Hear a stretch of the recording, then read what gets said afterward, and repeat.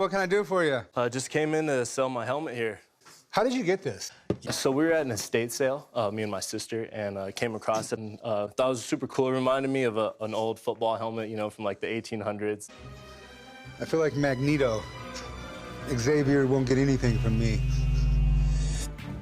I'm here at the pawn shop today to try and sell my iron helmet. It's really, really old looking and kind of thought it'd just be something cool to have. I've done a little bit of research on it, and I'm hoping to sell the helmet today here for about $750. It's an Anglo-Saxon helmet, and they would have been worn by, you know, all kinds of people. Even the Vikings would have worn something similar like this. I think this is made out of iron. I'm pretty buff, so it doesn't seem very heavy, but, I mean, probably weighs, what, about 5 to 8 pounds maybe, I'm thinking? Yeah.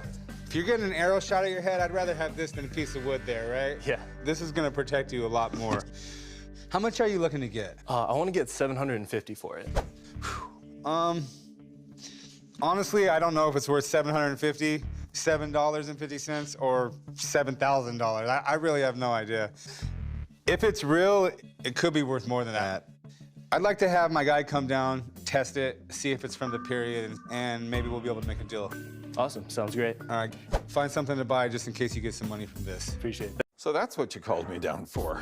I thought you said you had a sexy helmet. Oh, well, it was on me, so it was sexy for quite a few minutes. No, it's not a sexy helmet. What you've got appears to be an authentic Anglo-Saxon helmet, but to find one in this condition, you just don't find them.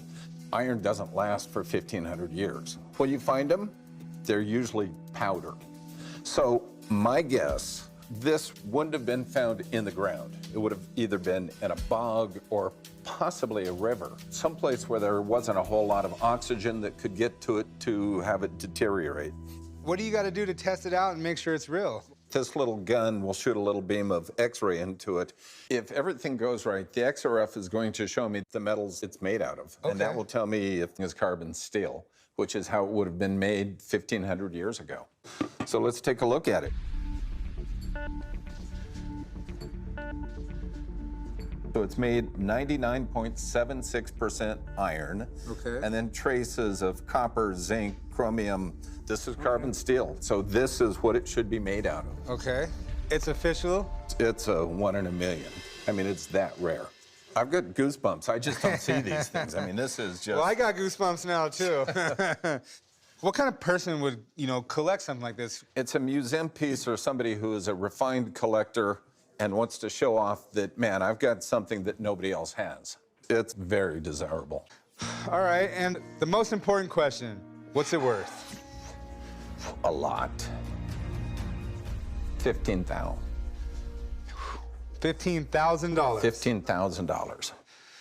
Now I'm sad I didn't buy it for $750. Shouldn't have called me. Well, I appreciate you coming in. My pleasure. If I make a sale, I'll give you a call and let you know. See you later. All right. He said it's worth about $15,000. It's a small market, but it is desirable. Would you be able to take $7,500? No, couldn't do $7,500. The expert said $15,000, so I think we'll start at $15,000.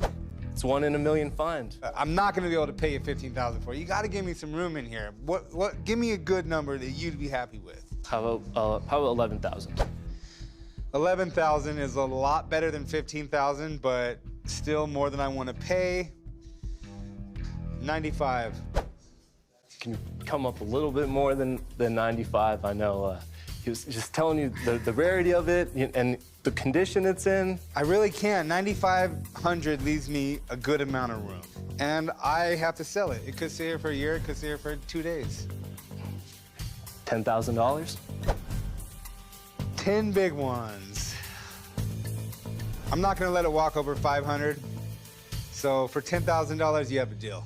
$10,000, it's yours.